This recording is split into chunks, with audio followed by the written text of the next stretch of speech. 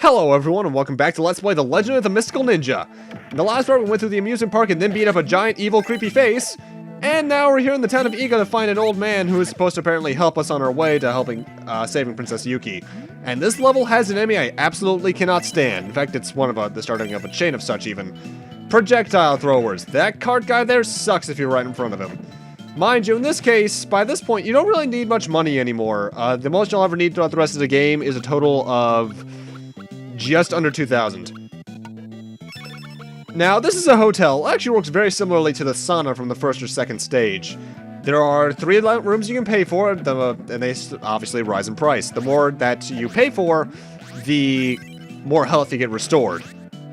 And some of these caves are actually, well, places you can go into. You'd only really, if you only really need to go into the first and third ones, because those are the shops, but if you are investing in the ninjutsu stuff, the more or less magic spells, this is where this place's training area is. Something I don't think I've mentioned about the training areas, though, for ninjutsu, is that they actually cost health to learn, as well as some money, I believe. But one thing I am going to grab in here is you might notice these little things on the side. These are helmets and armor. You've been able to get some of these kind of things for a few stages now. What they are, more or less, is extra health. The chest plate and helmets, you can take hits from either the body or the top in order to deplete the respective ones. And when you get hit with them, when you have those on, you don't lose any health. However, you will still lose your weapon levels, and I think even sandals. So they're useful if you don't like getting hit. Or if you like to keep your health high. And we're already on to the platforming section. This is actually a very short stage. Mind you, this game has a good amount of those. And honestly, this place has some of the more annoying enemies. Because first off, we got these gray ninja guys that actually take 2 hits in order to knock down. You got these guys which try to throw stuff at you. But the most annoying enemies are going to come in later on. I can tell you that for a fact. They at least start us off simply. Though I love the music here. Mind you, as I said last part, this game's soundtrack is glorious. And spikes. Spikes work a bit oddly in this game. I think these right here might be the only ones that are instant kill, even if they are. If they even are to begin with, that is. But spikes, for the most part, works more similarly to Sonic 1's spike glitch. They're not instant kill, but when you land on them, you take damage, and you constantly take damage the longer you are on them. There is no invincibility frames. And honestly, I still fear spikes, so get away! But a lot of this stage is just fairly tricky platforming, like trying to get in between little platforms like this and timing it all. This is not in terms of pure platforming, this is probably the second hardest level in the game. The hardest being the last level, actually. Or final level. Last level could imply it being the previous level.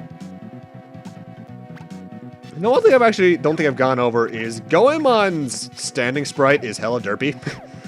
Mind you, there are some weird oddities with his sprite in this game. Like, first off, his walking animation is kind of strange looking just because he's constantly blinking. And he has this idle animation that I have no idea what he's supposed to be doing. Abisamaro has his own little oddities and sprites, but that's just because Abisamaro is supposed to be kind of the comedy of the two anyway. And I should mention, Abisamaro more or less plays the exact same as Goemon, except I think for the ninjutsu attacks. Those I think are the main difference. His attacks more or less look different, I know that for a fact, especially with his main attacks. Like, his level 3 weapon is actually a party, what are those things called? Party rollers? Those things that you blow into and then they extend, more or less. I think that's what it is, anyway. It's been a while since I had anyone play as Abisamaro. That's actually one thing that I kind of have to put against the game, though. You can't play as the character of your choice. If you're playing a single player, you're always playing as Goemon. Abisamaro, Dr. Yang, whatever you want to call him, is locked into a second player.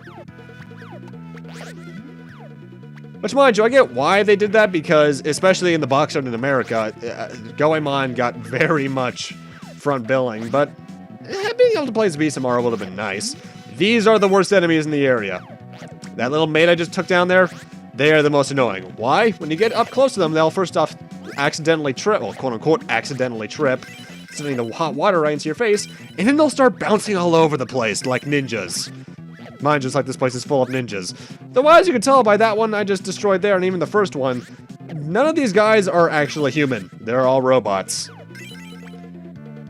which is a really odd trend. A lot of Japanese stuff likes having robots in ancient Japan. I don't know why. Either way, we're at the boss now.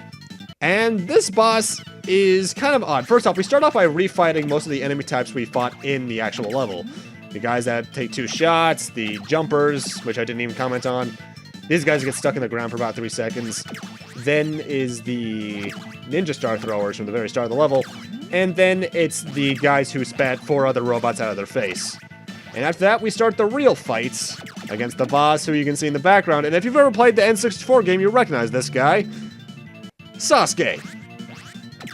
This guy is actually pretty annoying, because first off, he likes to do all sorts of somersaults in order to move from level to level on this platform, which, by the way, you can fall to the platforms by pressing down and jumping. The biggest annoyance is that when he jumps, he sends more or less a spread shot out of kunai that can really damage you. Or at least damage you easily. It doesn't do a lot more damage, because most attacks in this game either do 1 or 2 damage. I rarely ever see anything more than that. But if you know what to do, he's actually a fairly short boss. Ah, it must be something special for you to have come all this way to see me. What is it you seek? Ah, you are searching for somebody. Go to Dragon Pond in the land of Izumo. The white mirror will show you the way. That's right, it's my latest invention. I'll send you to Izumo instantly, in my miracle transport machine.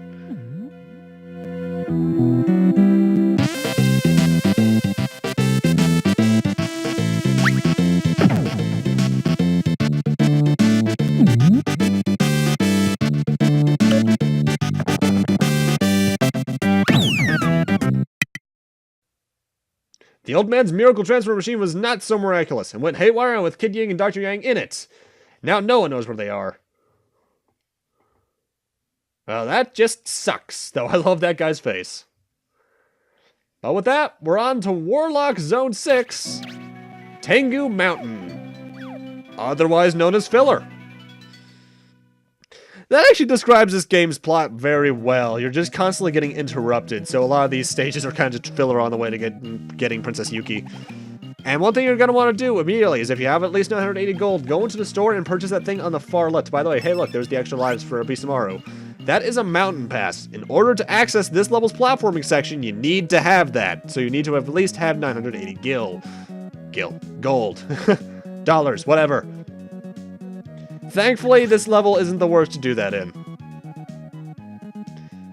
Though I do want to heal myself up, so I'm actually going to buy the least expensive thing they got here at the shop.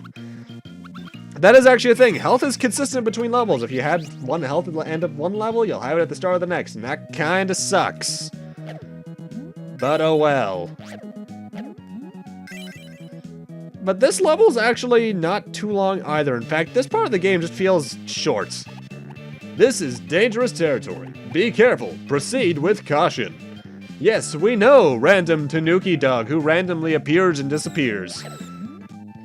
Tangu Mountain is a very easy area because most of the enemies go down in one shot, like these monkeys that I really wish were Curious George because I never got the appeal of that series.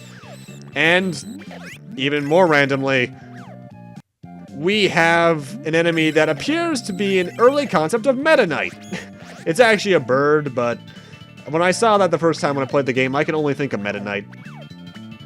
Speaking of which, those Kirby amiibos just came out. I should probably see if I can find a Meta Knight of that, because finding a Meta Knight Smash amiibo is going to be hard. That's actually one thing my friends don't seem to understand about me with my amiibo collecting, which, yeah, I collect amiibos. I'm only really going for the Smash ones, aside from a very specific few others, like the Shovel Knight and such. Either way, this is one of the few stages that actually has an outright mini-boss, and it's against 3 Tengu soldiers. The red ones jump and slash, the blue ones jump and throw their leaf. It's a very easy fight as long as you know their pattern, but if you're getting distracted easily by the one, the other can easily attack you, so watch out for that. Now, this next section of the level is interesting. It's a waterfall area.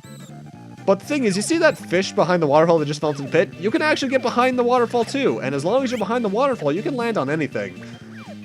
Problem is, every enemy can also hurt you in this form. Honestly, this section is kind of pointless in the long run though, because nothing really happens in it. Mind you, you can say that for most of the game's levels to begin with, but yeah, it's weird. This level, for some reason, this portion of the level just always kind of seemed, well, pointless.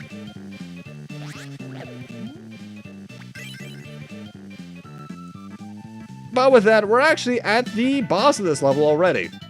This random ass, whatever you are. The first section is very simple. You have to attack the backpack that he's wearing, and don't let him crush you because losing your weapons at this point would suck. The best weapon I can recommend for this battle is actually the coin. At least this section, because then you can get some damage in from a good distance. Once you reach the second phase, though, this fight can get kind of annoying. Because first off, he loves to jump around, and the only way I can really seem to dodge him consistently is by doing a duck walk. And he has two attacks in this form. Either he'll throw his hair in a circle, weird, or he'll shoot puffs of gas out at you in a straight line. This fight can be troublesome, but if you know the right ways to go about dodging, it's not that bad. The worst part about the bosses in this game, though, is easily the fact that if you get hit once, you'll lose some speed and you'll lose a weapon level.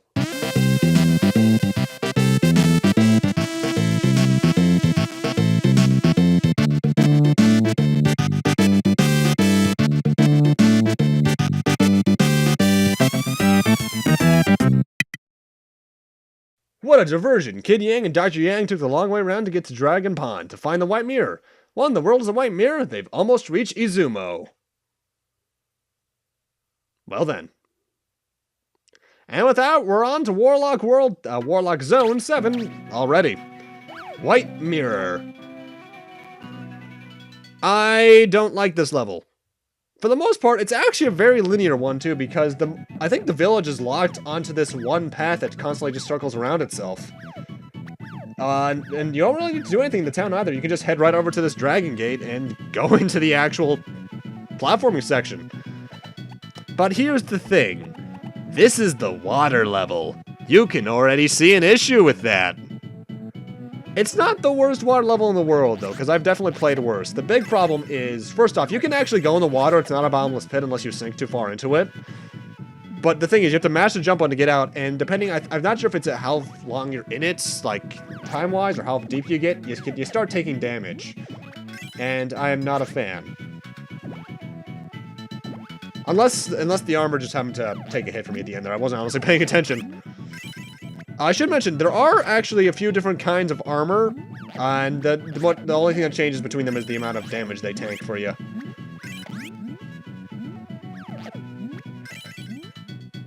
Honestly, though, this stage, it's a water level, but my least favorite part of it is the water itself, and the fact that it's just not a very interesting water level.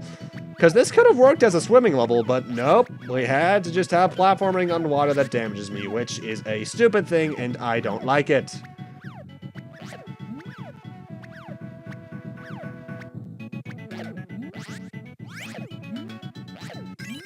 Though the enemies here are also very weird. We got random horseshoe crabs. It's just very weird. But we're actually coming up on my least favorite part of the stage.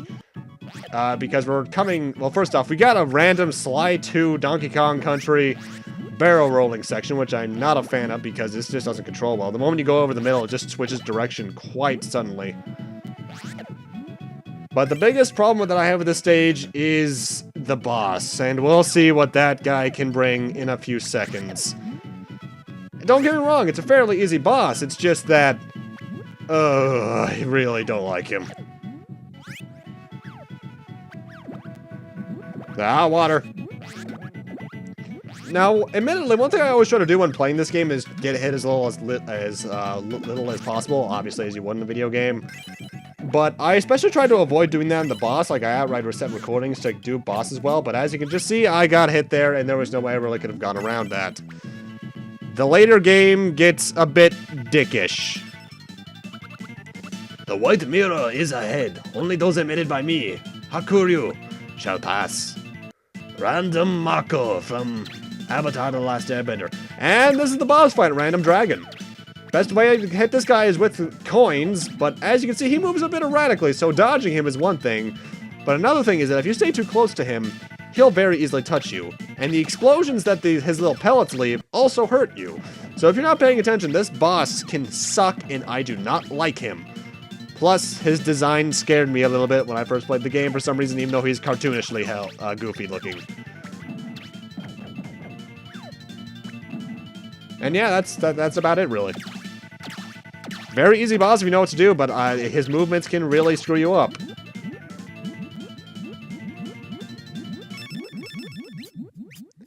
And with that, we're done with the main part of the stage.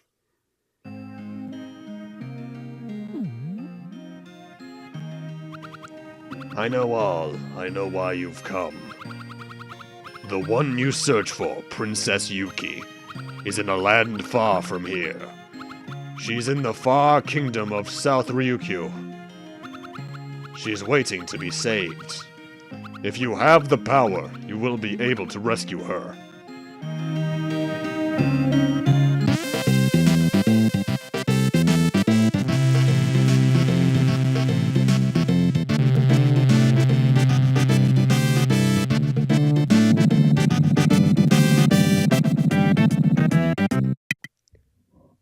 Princess Yuki is the kingdom of Ryukyu, but something sinister awaits there for Kid Yang and Dr. Yang. Unfortunately, there's no turning back now.